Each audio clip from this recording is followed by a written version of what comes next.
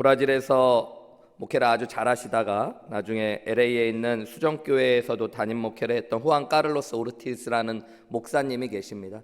그분이 쓴 책 중에 제자입니까? 라는 책에 보면 이분이 처음 담임 목회를 브라질에서 시작했을 때 교인의 수가 184명이었다라고 이야기해요.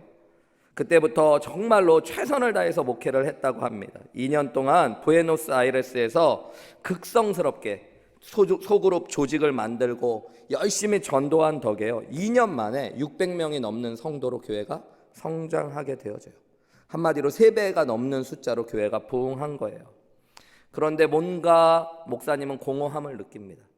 그리고 교회가 잘 되고 있다라고 사람들이 생각하는데 뭔가 불안한 마음이 들기 시작해요. 그래서 모든 사역에서 손을 떼기로 결심합니다. 그리고 한적한 곳에 가서 기도와 묵상을 전념할 때 하나님의 음성이 그의 마음 안에 들려집니다. 하나님께서 이렇게 말씀하셔요. 너는 마치 코카콜라 회사가 코카콜라를 파는 것처럼 똑같은 방식으로 리더스 다이제스트 잡지사가 그 잡지를 팔기 위해 하는 방법과 똑같은 방법으로 사역을 하고 있다. 학교에서 배운 모든 기술과 술수만을 쓰고 있다라고 말씀하시면서요, 너의 사역에는 나의 손길이 없다라는 말씀을 듣게 되어져요. 그리고 하나님이 이렇게 말씀하십니다. 너의 교회는 잘하고 있지 않다. 너의 생각에 너의 교인들이 200명에서 600명으로 늘었다고 해서 잘하고 있다고 생각할지 모르지만 그것은 잘하는 것이 아니라 그저 살쪄가고 있는 것에 불과하다라고 하나님 말씀하셔요. 그러면서 그 제자 훈련을 열심히 한다고 했지만 진짜 제자가 된다는 건 무엇인가 고민하기 시작하고요. 한 사람 한 사람이 정말로 제자로서 헌신하고 하나님 앞에 성숙해 가는 것이 목회이며 그 안에는 반드시 하나님의 손길과 역사가 있어야 된다는 것들을 깨닫게 되어집니다. 여러분, 오늘 우리가 나눌 마태복음 10장의 말씀은 예수님께서 12제자를 부르시고 파송하시는 장면입니다. 4절까지 나와 있는 이 짧은 말씀에 예수님께서는 1절에 보면 예수님께서 그의 12제자를 부르셨다라고 이야기하고 있어요. 여러분, 이 예수님이라는 말이 나오면 이제 마태복음을 공부하시면서 여러분 되게 동그라미를 치고 주의하면서 생각해 보실 필요가 있어요.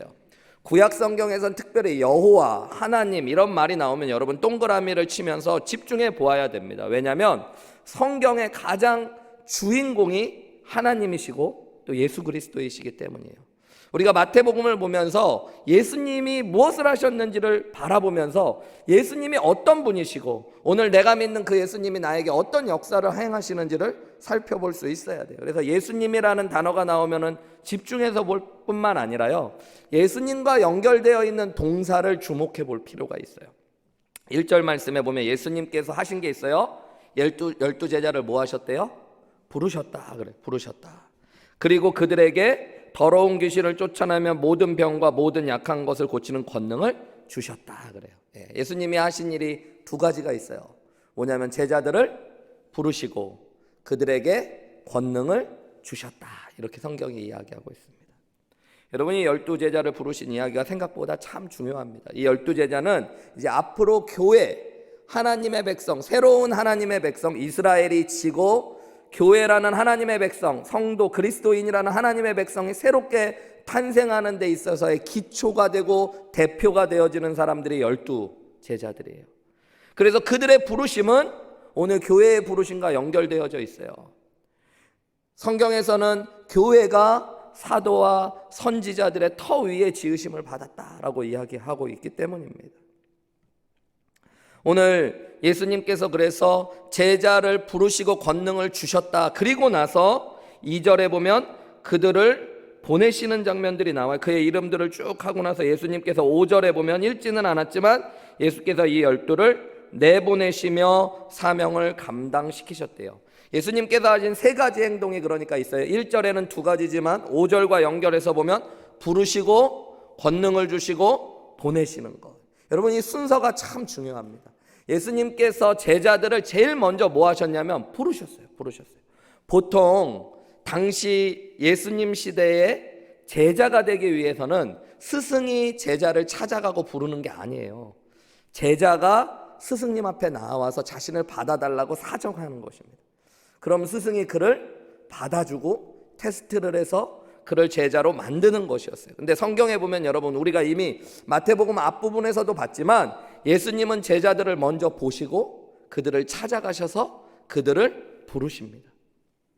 여러분, 여기에 중요한 가르침이 있어요. 모든 기독교 신앙의 핵심의 첫 출발이 우리가 하나님 앞에 나온 것이 아니라 하나님이 우리를 부르셨다는 데 있다는 것들을 기억하셔야 됩니다. 여러분, 우리도 마찬가지예요. 우리가 이 자리에 있는 이유는 우리도 모르지만 다 부르심이 있었기 때문이에요. 예수님께서 우리보다 우리를 먼저 아셨고 우리를 불러주신 거예요. 복음으로 우리를 불러주셨고 한우리 교회로, 또 교회로 우리를 불러주셨고 오늘 이 예배의 자리로도 하나님이 우리를 불러주신 것입니다. 여러분, 신앙생활을 할수록 이 부르심에 대해서 눈이 떠지는 것이 은혜가 되어지는 거예요. 내가 온 것 같고 내 힘으로 이 자리에 있는 것 같지만 그렇지 않습니다. 하나님이 불러주셨기 때문에 이 자리에 있는 거예요. 여러분, 그것을 알면 내가 있는 이 자리가 하나님의 부르심의 자리라는 것들을 깨닫게 되어지, 그때 믿음이 한 단계 더 성숙하게 되어지는 거예요.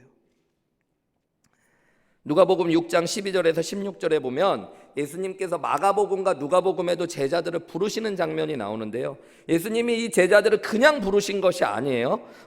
누가복음 6장 12절 말씀에 보면 이때에 예수께서 기도하러 산으로 가사 밤이 새도록 하나님께 기도하고 밝음에 그 제자들을 부르셨다. 그 중에 12를 택하여 사도라 칭하셨으니 곧 베드로라 이름하는 시몬과 쭉쭉쭉쭉 나오는 거예요.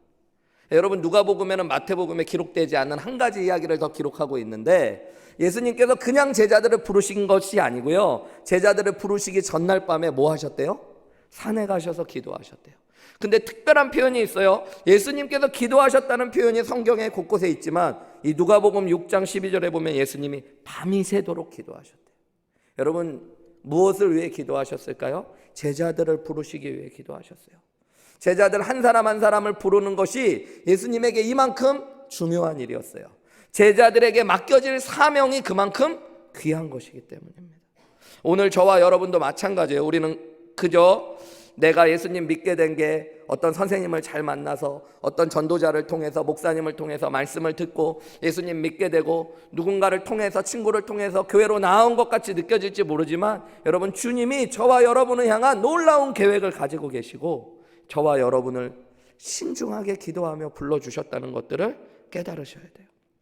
그리고 이 부르심에는 항상 사명이 연결되어 있습니다. 예수님께서는 제자들을 부르시고 나서 사명을 주세요. 그래서 권능을 주시는데요, 권능을 주신 이유가 뭐예요? 더러운 귀신을 쫓아내며 모든 병과 모든 약한 것을 고치기 위해 권능을 주셨다라고 1절에 이야기하고 있어요. 제자들을 부르신 목적이 있어요.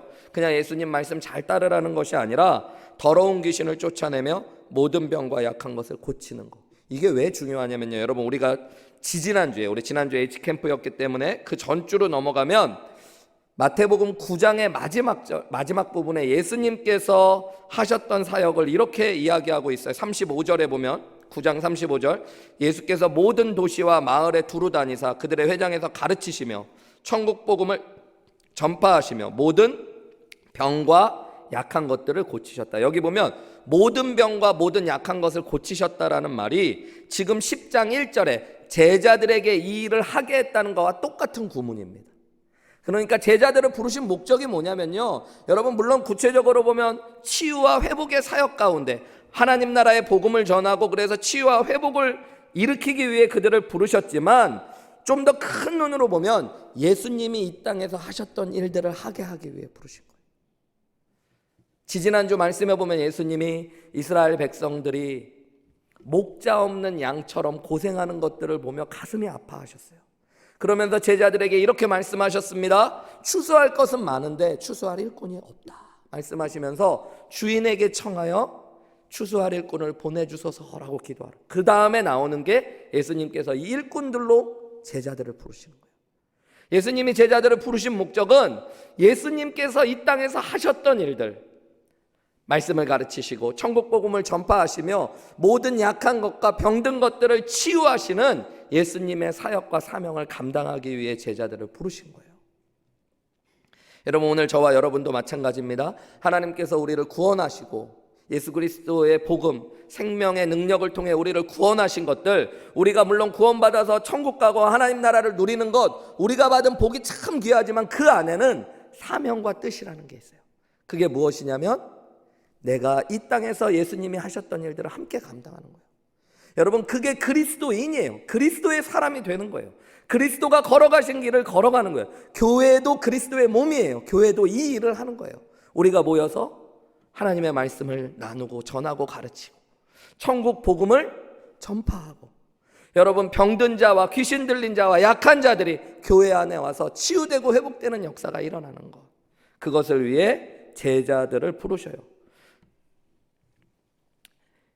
예수님이 하신 일을 하며 예수님을 드러내 보여주는 것, 그게 그리스도인들 교회가 해야 되는 일이라는 거예요.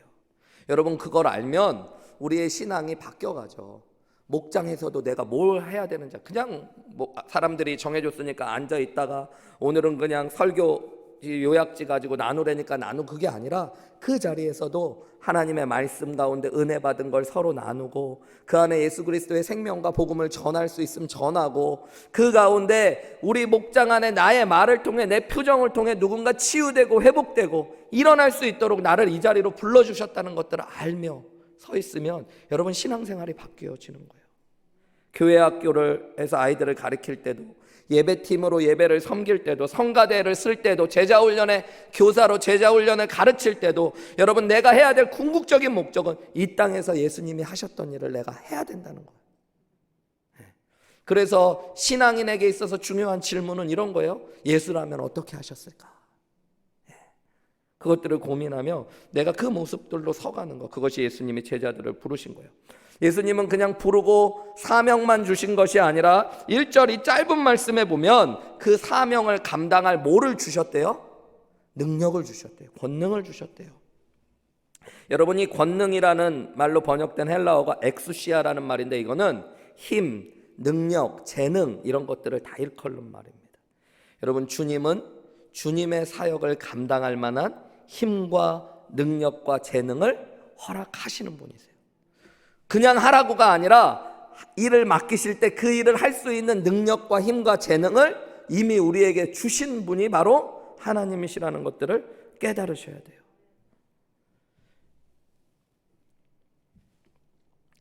여러분, 우리가 그래서 어떤 사역을 감당할 때 주님이 나에게 능력을 주셨다는 것들을 믿으실 필요가 있습니다. 이걸 모르니까 자꾸 내 능력을 계산하는 거예요. 교회에서 어떤 일을 목회자가 혹은 교회의 이름으로 기도하며 맡길 때 여러분, 거기에는 사실은 아멘밖에 없는 거예요. 왜냐하면 우린 종인데요. 그리고 주님이 우리를 부르셨다면 부르신 그분이 우리에게 사역을 주실 때 그 사역을 감당할 모두 주신다고요? 능력을 주신다고, 권능을 주신다고요. 재능도 이미 우리에게 허락하셨다고요. 내가 내 힘으로, 내 능력으로, 내 재능으로 하려고 그러니까 계산하고, 여러분, 그렇게 해서 하는 일은 그저 내 일에 불과한 거예요. 내가 내 일을 해서 하나님께 드린다고 할지는 모르지만 하나님의 일이 되어지지 않는 거예요. 하나님의 일은 하나님의 부르심 가운데 하나님이 주신 권능으로 하나님이 맡기신 사명을 감당하는 것, 그것이 제자들의 일이고 제자를 부르신 목적이라는 것들을 깨닫는 귀한 은혜가 있으시기를 주님의 이름으로 축복합니다. 여러분, 예수님의 일을 감당할 때 예수님이 우리에게 이미 능력을 주셨어요. 우리가 예수님을 나의 구원자요 주님으로 믿으면 우리 안에 누가 계세요? 성령님이 계세요. 예수님의 영이요. 여러분, 이건 추상적인 것이 아니라 실제하며 살아계신 하나님이 우리 안에 계신 겁니다. 이 성령님께서 여러분, 창조의 세계의 만물을 창조하신 하나님의 능력이 그 안에 계신 줄 믿으셔야 돼요. 여러분, 예수님께서 일으키셨던 그 예수님의 능력이 예수님의 영 안에도 있습니다. 여러분, 우리가 그래서 그분의 영을 의지하며 나아가면 하나님의 역사를 감당해요. 그것뿐만 아니라 하나님께서 우리에게 기도하라고 말씀하셨고요, 기도하면 예수님이 이 땅에서 하신 일보다 더 큰 일도 할 수 있다라고 말씀하셨어요. 요한복음 14장 12절에서 14절에 보면 내가 진실로 진실로 너희에게 이르노니, 중요한 말씀을 하실 때 예수님이 하시는 구문이죠. 아멘 아멘. 내가 진실로 진실로 너희에게 이르노니 나를 믿는 자는 내가 하는 일을 그도 할 것이요 또한 그보다 큰 일도 하리니 이는 내가 아버지께로 감이라. 너희가 내 이름으로 무엇을 구하든지 내가 행하리니 이는 아버지로 하여금 아들로 말미암아 영광을 받으시게 하려 함이라. 내 이름으로 무엇이든지 내게 구하면 내가 행하리라. 여러분, 예수님께서 예수님의 일을 할 것이라고 이미 말씀하셨어요. 그런데 예수님의 일만 하는 게 아니라 더 큰 일도 감당할 수 있대요. 왜냐하면 우리가 예수님의 이름으로 구하고 기도하면 예수님이 행하실 거라고 약속하셨어요. 여러분, 이게 믿음입니다. 저는 부족하지만 주님이 맡기시면 감당하겠습니다. 주님이 저에게 능력 주실 줄 믿습니다. 여러분, 날마다 겸손하고 떨리는 마음으로 기도하며 나아가면 주님의 권능이 우리를 통해 하나님의 역사를 이루어 가십니다. 그래서 대부분 이렇게 교회에서 사역을 맡기고 같이 감당하다 보면요, 두렵고 떨리며 처음에 막 그 사역을 맡으신 분들은 큰 사고를 잘 안 쳐요. 기도하면서 하시거든요. 겸손하게 하시거든요. 항상 어디서 문제가 되냐면 오래, 많이, 그래서 내가 안다, 내 힘으로 할 수 있다, 그럴 때 문제가 되는 경우가 많아요. 저도 오늘 금요일날 설교를 열흘 만에 하는 것 같이 설교하잖아요. H캠프하고. 거기다가 제가 원래 박성건 목사님 설교 잘 하시는 거 알았지만 또 이번에 오셔서 하니까 교회 성도님들도 많이 오시고 막 은혜가 쏟아지는 걸 보니까 다시 제가 금요일날 말씀을 전하려고 서려고 그러니까 또 두렵고 떨리는 거예요. 그러니까 하나님 앞에 겸손하게 의지하며 말씀을 하나님 깨달을 수 있게 해달라고 기도하고 그 말씀을 잘 전하게 해달라고 기도하면 여러분, 그럴 땐 사고가 잘, 그때는 주님이 일하기 시작하세요. 여러분, 그게 하나님의 사역을 감당하는 거예요. 복음을 전할 때마다 사실은 떨리는 마음이 있습니다. 사역을 하다 목회자로서 어떤 예수님을 아직 영접하지 못한 분에게 복음을 전하고 예수님 영접하려고 하면 여러분, 참 두려운 마음이 들고 내가 어떻게 이 일을 해야 될까? 어떤 말을 전해야 될까? 내게 이런 능력이 있을까 고민하면서 하나님 앞에 기도하며 나아갈 때 있어요. 근데 막상 복음을 전하면 놀라운 것들을 경험하는데 이미 내 안에 하나님이 주신 능력이 있다는 걸 깨닫게 되어져요. 내가 복음을 전하면 여러분, 내 안에 살아계신 성령님께서 역사하시며 성령의 능력이 역사해서 예수님을 영접하게 되어지는 귀한 은혜를 보게 되어지더라고요. 여러분, 하나님의 사역은 부르심 가운데 하나님이 주시는 능력으로 하나님이 맡기신 사명을 감당하는 것이라는 것들을 깨달으셔야 돼요. 그게 바로 제자들이에요. 제자들. 오늘 이 10장 1절의 말씀, 짧은 말씀이지만 이 말씀을 여러분 그래서 기억하셔야 됩니다. 예수님에게다고 동그라미도 치시고 부르사 권능을 주시고 여기 동그라미 줄을 치시면서 여러분, 예수님이 제자들을 부르셨고 그들에게 사명을 주시고 권능도 주셨다는 말씀을 믿으셔야 됩니다. 2절 말씀에 보면 4절까지 이제 12제자의 이름이 나옵니다.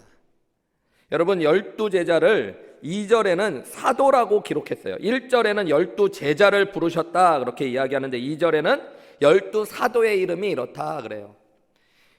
오늘 2절부터 4절까지 나오는 이 12명의 사람들은 예수님에게 있어서 제자이며 사도였던 사람들입니다. 제자는 배우는 사람, 따르는 사람이라는 의미가 강조되어져 있는 거예요. 그런데 반면 사도라는 말은 특별한 사역과 사명을 위해 보내심 받은 사람들을 의미합니다. 12의 제자들을 예수님이 부르셨어요. 이 12이라는 숫자는 중요한 숫자예요, 여러분. 이스라엘 사람들은 12 하면 제일 먼저 뭐를 생각할까요, 여러분? 이스라엘의 12지파를 생각했어요. 예수님 당시에 그러나 이 지파들은 다 깨어져 있었습니다. 남북 이스라엘이 갈라지면서 북이스라엘의 10지파, 남유다의 2지파가 남아있다. 북이스라엘이 먼저 멸망해서 북이스라엘의 지파들은 거의 흩어져 버렸어요. 남유다에 있었던 2지파, 유다와 베냐민 지파만이 바벨론으로 끌려갔다 돌아왔지만 그들도 많이 세가 약하여지고 흔들려지고 지파라는 이름들이 흔들리게 되었습니다. 오늘 예수님께서는 12명의 제자들을 부르시면서 하나님의 백성을 새롭게 창조하고 계시는 거예요. 구약의 이스라엘로 대표됐던 12지파가 무너졌고 이제는 예수님께서 12명의 제자들을 부르시면서 새로운 하나님의 백성들을 세워가고 계시고 그것이 하나님 나라의 역사입니다. 여러분, 이 마태복음은 왕의 복음이라고도 불리워요. 그래서 천국이라는 말, 예수님이 왕이라는 말을 되게 주의하면서 보시고 우리가 관심 있게 보아야 되는데요. 여러분, 왕에게 있어서, 왕국에 있어서 중요한 건 통치자도 중요하지만 백성이 중요하잖아요. 지금 예수님께서는 새로운 천국의 백성들을 만들며 이 12명을 부르고 계시는 거예요. 그리고 오늘 우리도 이 사도들의 믿음을 따라서 새로운 하나님 나라의 백성이 되어진 게 바로 저와 여러분들 그리스도인들이고 교회라는 것들을 깨달으셔야 됩니다. 12명의 제자들이 나오는데요, 12명의 제자가 교회를 대표한다고 그랬잖아요. 그래서 하나님의 백성 구약으로 있었던 12지파와 12사도의 이름이 나중에 요한계시록에 보면요, 여러분, 그 새 하늘나라에 새겨져 있다라는 말씀들이 나옵니다. 요한계시록 21장에 보면 12절에 이런 말씀이 있어요. 크고 높은 성곽이 있고 12문이 있는데 문에 12천사가 있고 12이 계속 강조되죠. 그러면서 그 문들 위에 이름이 썼으니 이스라엘의 12지파. 여러분, 크고 높은 예루살렘의 새 예루살렘 성곽이 섰는데요, 그 문이 있고 그 문들 위에 12개의 문 위에 이름이 써 있는데 이스라엘 백성들의 지파 이름이 쫙 써 있어요. 14절 그 다음 절에 보면 그 성의 성곽에는 12개의 기초석이 있는데요, 그 기초석 위에는 어린 양 예수 그리스도의 12사도의 12 이름이 새겨져 있다라고 이야기해요. 여러분, 이게 되게 중요한 겁니다. 마지막 날 하나님 나라에 섰을 때 신구약 성경을 통해서 하나님 앞에 나왔던 하나님의 백성들이 그 하나님의 나라, 하나님의 성에 들어가고 그 위에 서게 될 것들을 보여주고 있는 것이에요. 그래서 우리는 그냥 성경을 뭐 뒤에도 읽고 앞에도 읽고 그랬으니까 12제자가 있지라고 생각하면서 그냥 말씀을 보는데요, 마태복음을 처음 접해서 읽다 보면 예수님이 12명의 사도를 부르셨다는 건 사실 역사적으로 되게 중요한 순간입니다. 하나님의 백성들이 새롭게 심겨지고 세워지는 일들이 일어나기 시작합니다. 이게 교회의 출발이라고도 보는 분들도 계십니다. 자, 그러면 12명의 제자들, 여러분 12제자의 이름을 외우시나요? 갑자기 이런 거 하면 또 시킬까 봐 겁도 나고, 들어는 본 것 같은데 시키면 좀 그렇고, 이렇게 한 분씩 시키면 앞에 하는 분이 좀 훨씬 유리하죠, 그죠? 몇 명은 아니까. 오늘 제 말씀을 저랑 잘 들으면 생각보다 많은 분들이 12명의 제자를 외울 수 있을 거예요. 예수님의 12명의 제자를 마가복음과 누가복음에도 예수님께서 부르시고 보내시는 장면이 나오는데 거기에 보면 둘씩 짝을 지어 보냈대요. 마태복음에도 예수님의 제자들이 그래서 둘씩 짝 지어져 있는 걸 볼 수 있어요. 12명을 둘씩 짝 지으면 몇 조가 될까요, 여러분? 6조. 어렵지 않은 질문이죠, 그죠? 그러니까 여러분 6조를 구분하시면 됩니다. 일단 6조 중에 처음 2조는 형제들을 묶어주셨어요, 예수님이. 형제들이 2조가 있습니다. 오늘 말씀해 보면 첫 번째로 베드로라 하는 시몬이래요. 베드로는 예수님이 붙여준 이름이고 그의 원래 이름이 시몬입니다. 시몬, 우리가 잘 아는. 그리고 그의 형제 안드레. 그러니까 여러분, 베드로 혹은 시몬, 그리고 누구? 안드레. 형제는 좀 외워주시는 센스. 시몬 베드로와 안드레. 시몬 베드로랑 누구랑 여러분 형제라고요? 안드레. 여러분, 그냥 저만 쳐다보지 말고 이럴 때 입으로 따라하면 외워지는 놀라운 기적 같은 역사가 일어납니다. 여러분, 첫 번째 제자의 이름이 뭐라고요? 시몬 베드로. 마가복음과 누가복음에도 보면요, 영어 성경에도 나오는데 마태복음에도 첫째는 이라고 하면서 베드로를 첫째라고 불러놨어요. 그래서 예수님의 제자 중에 항상 첫 번째 제자는 베드로였습니다. 어디에서도. 그러니까 이 베드로가 나오고 베드로의 형제 안드레. 베드로는 외울 수 있잖아요, 그죠? 그 다음에 형제 누구요? 안드레. 안드레, 베드로 형제예요. 그 다음 형제가 있는데요, 그 다음 형제는 세베대의 아들 야고보와 요한입니다. 야고보와 요한. 저를 한번 따라해 보실까요? 야고보와 요한. 3번만 따라 하시면 됩니다. 야고보와 요한. 야고보와 요한. 항상 제가 여러분을 절대 무시하는 건 아니지만 새로운 걸 외우면 앞에 걸 까먹는 분들이 계세요. 그래서 시몬 베드로의 형제 누구? 안드레. 그 다음에 세베대의 아들 누구하고 누구? 야고보와 요한. 넷이나 외우셨어요. 3분의 1을 여러분 끝내신 겁니다. 대단하십니다. 옆에 있는 분들한테 장하십니다. 이렇게 한번 박수 한번 해주세요. 네, 잘하신 거예요. 네, 조금만 화이팅 하시면 됩니다.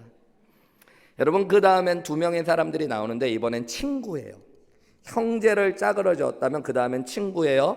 요한복음에 보면 빌립이 예수님을 만나고 나서 그의 친구 나다나엘을 예수님께 전도했다고 그러는데요. 전통적으로 이 나다나엘이 오늘 마태복음 3장에 나오는 바돌로메라고 성경학자들은 대부분 이해합니다. 그래서 빌립과 나다나엘인 바돌로메라고 이해하시면 돼요. 빌립과 바돌로메, 그들은 친구구나 라고 이해하시면 돼요. 빌립과 바돌로메, 왠지 비읍 비슷하시죠? 예. 야고보 요한도 이응 비슷하시죠? 예. 베드로의 형제 안드레, 세베대의 아들 야고보와 요한, 잘하셨어요. 그리고 친구 둘, 누구하고 누구요? 빌립과 바돌로메, 나다나엘이라고 하셔도 괜찮아요. 예. 그 다음에 여러분 나오는 사람들이 누구냐면 도마와 마태입니다. 세리 마태. 예. 도마는 어떤 제자예요, 여러분? 성경에 보면 예수님이 예루살렘으로 가신다고 그럴 때 예수님과 함께 죽으러 가자라고 막 의욕적으로 얘기했어요. 그리고 예수님 부활하시고 났더니 예수님 부활하신 것들을 믿지 않기도 했어요. 어떻게 보면 생각이 많은지 아니면 믿음이 조금 오락가락하는지 업앤다운이 있어 보이는 제자가 바로 도마입니다. 반대로 마태는 아주 이성적이고 계산적인 사람이죠. 세리, 돈을 세고 계산을 하는 사람이니까 여러분, 이런 사람들은 감정적이지 않아요. 뭔가 많이 달라 보이는 사람이지만 예수님은 이 둘을 하나로 붙여주셨어요. 도마와 마태. 도마와 마태. 여러분, 3번만 저를 따라해 보실까요? 도마와 마태. 도마와 마태. 도마와 마태. 자, 그럼 우리 다시 한번 가볼까요, 여러분? 시몬 베드로의 형제 누구? 안드레. 세베대의 아들 야고보와 요한. 친구 둘, 누구하고 누구? 빌립과 바돌로메. 그 다음에 의심이 많은 도마와 의심하지 않고 아주 감정이 흔들리지 않고 아주 일괄적으로 계산적일 것 같은 사람 누구? 마태. 여러분, 벌써 4쌍이니까 몇 명을 외우신 거예요? 8명. 이제 4명만 외우시면 돼요. 그 다음 제자들은 조금 어려울 수 있어요. 항상 모든 거엔 고비가 있잖아요. 그죠? 알페오의 아들 야고보와 다데오. 왜 이 제자들은 어렵냐면 성경에 여기 외에는 거의 기록되지 않은 제자들이기 때문에. 여기 나오는 이 야고보, 그리고 야고보는 앞에 나온 요한의 형제 야고보와 구별하기 위해서 알페오의 아들이라는 표현을 써준 거예요. 그러니까 우리가 흔히 예수님의 제자 중에 야고보 하면 요한의 형제 야고보를 생각하거든요. 근데 알페오의 아들 야고보도 있었습니다. 여기밖에 잘 안 나오니까 어떤 학자들은 무명의 제자들이라고 부르기까지도 해요. 이 알페오의 아들 야고보와 다데오는 누가복음에는 야고보의 아들 유다라고 기록되어져 있어요. 그러니까 그의 이름은 유다이기도 했어요. 근데 가룟 유다와 구분하기 위해서도 그렇고요. 만약에 그것이 맞다면 이 다데오 유다라고 불리웠던 사람이 유다서를 썼을 거라고 생각하는 성경의 학자들이 많이 있습니다. 어쨌든 알페오의 아들 야고보와 다데오, 무명의 제자들. 여러분, 가뜩이나 무명인데 우리까지 못 외우면 얼마나 서러웠겠어요. 그죠? 그러니까 우리는 오늘 꼭 외워드려야 됩니다. 알페오의 아들 야고보와 다데오. 야고보와 다데오. 네. 외우실 수 있겠죠? 네. 마지막 이제 2명이 남았는데요.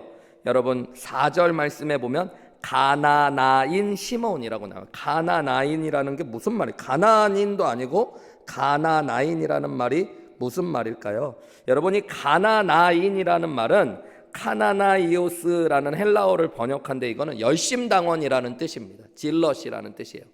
이 당시에 예수님 당시에 열심당원들은 어떤 사람이었냐면 무력으로 로마로부터 독립을 쟁취하려고 했던 사람. 우리로 보면 일제시대 때 여러분 무장 독립운동가였던 사람이 바로 가나나인 시몬이에요. 그리고 마지막 예수님을 은 30에 판 누가 나와요? 가룟 유다. 열심당원 시몬과 그 다음에 가룟 유다. 가나나인 시몬과 가룟 유다. 다 외우셨어요, 여러분. 생각보다 여러분 저를 따라서 오면 나도 모르게 외워져 있는 기적 같은 걸 경험하고요. 오늘 집에 가시다가 나도 모르게 한번 해보고 자기 전에 해보면서 뿌듯해하는 기적 같은 역사가 일어날 겁니다. 제가 한번 해볼게요. 여러분, 시몬 베드로와 그의 형제 안드레, 세베대의 아들 야고보와 요한, 친구들 누가 있었죠? 빌립과 바돌로메. 그 다음에 갑자기 다 까먹었으면 안 돼요. 감정이 오락가락하는 것 같았던 제자 도마, 그리고 마태. 그리고 나면 무명의 제자들이 나와야 된다고 그랬어요. 무명의 제자 누가 있어요? 알페오의 아들 야고보와 다데오, 그죠? 그리고 마지막 가나나인 시몬과 가롯 유다, 12명의 제자입니다. 여러분, 너무 사실은 당시에 사회적으로 보면 평범하고 뭔가 부족한 사람들입니다. 당시에 큰 권력을 가졌거나 지식을 가진 사람들이 존재하지 않았어요. 예수님은 그런 사람들을 예수님의 제자들로 부르신 것입니다. 심지어 너무 다양한 사람들도 있어요. 예수님의 제자라 그러니까 우리가 이름을 듣지, 당시 사회적인 환경에서는 절대 섞일 수 없는 사람들이 있어요. 여러분, 형제라고 다 사이가 좋은 것도 아닙니다. 그죠? 우리 형제들 중에 보면요, 여러분 사이가 좋은 형제들도 있지만 너무 다른 사람들도 있어요. 대부분 형제들을 보면서 그런 이야기 하잖아요. 한 뱃속에서 나왔는데 어쩜 저렇게 다르냐, 이런 얘기 하잖아요. 여러분, 또한 야고보와 요한, 그 다음에 베드로와 안드레는 비슷한 지역 가버나움에서 어부지를 했던 사람이에요. 여러분, 똑같은 동네에서 똑같은 일을 하는 사람들 사이가 좋을 수도 있지만 안 좋을 수도 있습니다. 그죠? 바로 앞에 도넛샵을 차리면 사이가 안 좋아져요. 우리도 만약에 민 목사님, 장 목사님, 구 목사님 저랑 이렇게 사이좋게 지내다가 교회 길 건너편에 교회를 개척하면 그래도 사랑해야죠.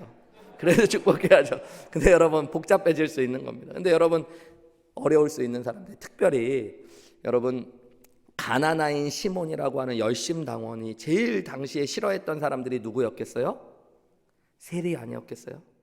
로마에 붙어서 세금을 걷는 여러분, 이 민족의 반역자와 같았던 사람 세리 마태가 있고요. 가나나인 시몬이 지금 예수님의 제자로 함께 하고 있어요.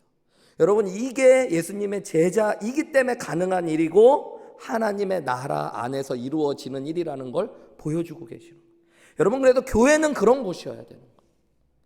교회는 여러분, 평범하고 부족한 사람들이 모여 있는 곳이에요. 우리 교회는 그래도 좀 배운 사람들이 있는데 목사님 뭘 모르네. 근데 여러분, 하나님의 눈에 보면 다 부족한 사람들이에요. 또 교회는 나와 다르고 내가 사랑할 수 없는 사람들이 함께하는 곳이라는 것들을 여러분 아셔야 돼요. 여러분, 그런 사람들이 예수님의 이름으로 예수님께서 주신 부르심 안에서 주님 주신 사명을 함께 감당하기 위하여 주님의 능력으로 서로 사랑하고 하나 될 때 그게 교회고, 그것을 통해 세상은 하나님의 영광을 보는 거예요. 여러분, 이 12명의 이름을 우리는 그냥 보지만 당시 유대인들이 봤을 때 이 이름 하나하나를 보면서 어떻게 예수님은 이런 사람을 부르셨을까?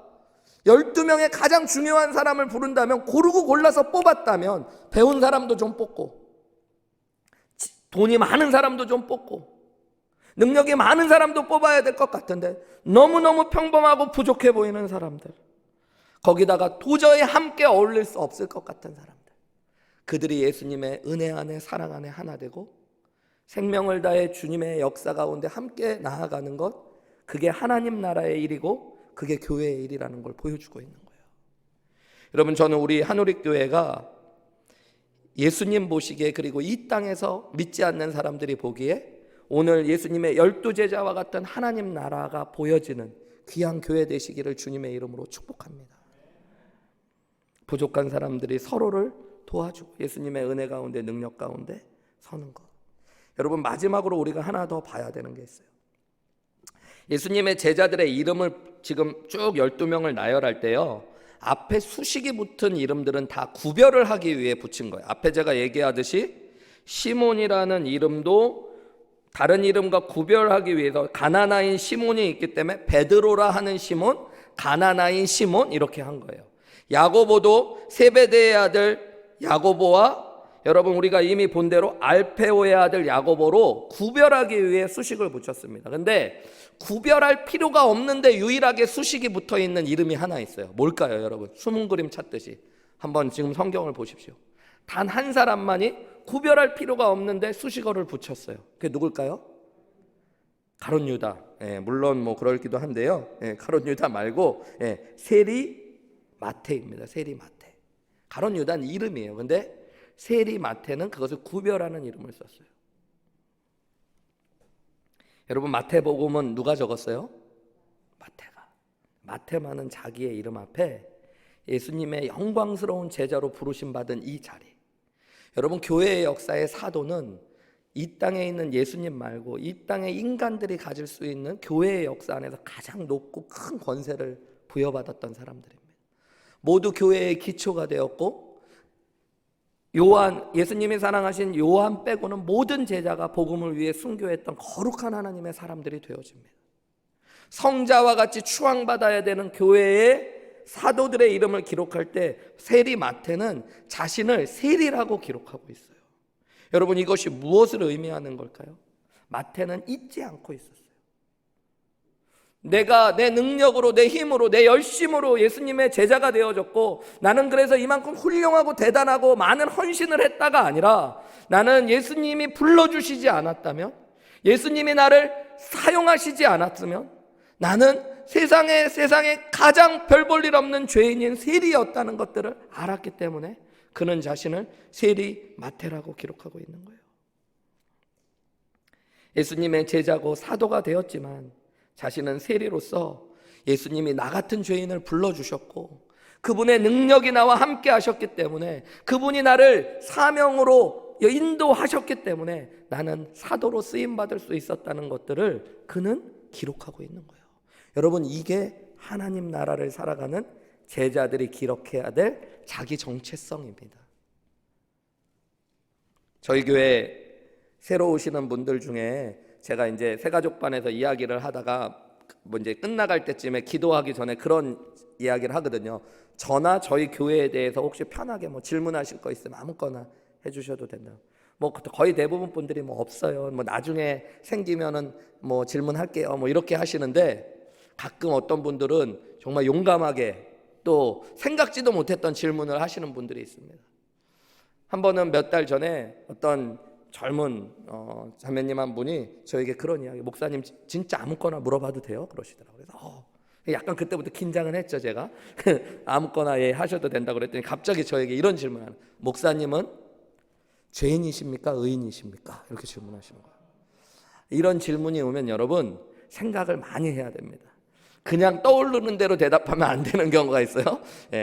답이 정해져 있거나 원하는 답이 있는 거죠. 그래서 제가 잘하는 게 있거든요.